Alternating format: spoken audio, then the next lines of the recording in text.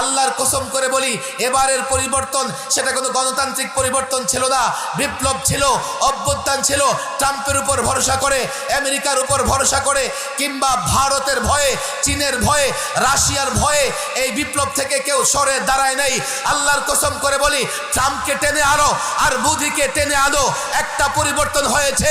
যদি বাড়াবাড়ি করো, বাংলাদেশে আগ্রাসনের পথ খুলে দাও, আল্লাহর কসম এরপরে যে পরিবর্তন হবে, এই পরিবর্তনের পরে ভারত টুকরা টুকরা কাজ হয়ে যাবে।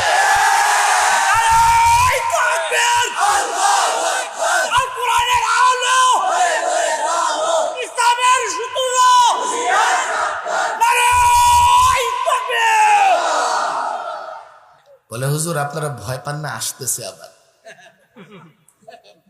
আমি বলি যখন তোমরা ক্ষমতায় ছিলা তখনই তো